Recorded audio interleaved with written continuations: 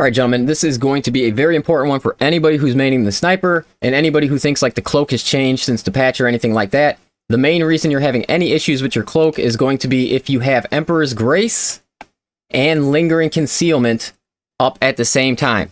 These are two perks that you do not run together. They basically break each other. You can't use Emperor's Grace effectively if you have Lingering Concealment active with it, and then same vice versa, you can't use Lingering Concealment properly when you have Emperor's Grace. So with these two perks, if they did combine together, this would be an extremely strong build, but unfortunately they don't. So, like, just the main thing you're knowing, and then we're going to talk about what builds you should actually use these in. Lingering Concealment and Emperor's Grace. Never take them together as of now. If anything changes in the future, obviously I will let you guys know. But how we're working this is Lingering Concealment is basically going to be 80% of your build's best perk, okay? Because it's going to give you great positioning, it's going to let you lose aggro, it's going to give you additional shots added on to your shots because you're not having aggro. You're able to shoot while you're hidden, and then you're gaining the aggro after you become unhidden, unlike Emperor's Grace, to where you do get the invulnerability for 2 seconds, but you never lose that aggro, so they never really stop shooting at you. So that's why Lingering Concealment for like Last Fusel build, for your Stalker bolt, for your Sniper bolt, it's going to be better for your Instigator. It's going to be better for almost every single build besides like a melee intensive build. That is when you're going to want to switch to Emperor's Grace. If you really want to get in there with your melee weapons and you're going to run like a bolt carbine, Emperor's Grace will be a good one. But with that being said, if you're looking for a close quarter combat and you're looking to really use your bolt carbine more than your melee, Lingering Concealment is still better because you can single target enemies, you can shoot while you're hidden before you get aggro, and almost the same reasons. But for a melee build, 100% Emperor's Grace is going to be fantastic for a melee build.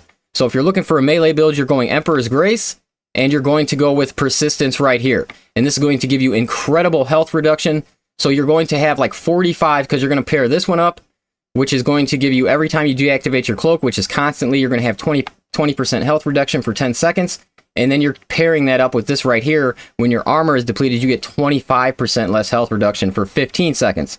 So when these are active together, you're talking about a 45% health reduction, and that is going to go a long way in helping you in melee builds. And you could really dish out a good amount of melee damage with the sniper, single target wise. Fantastic for working on majors and different things like that.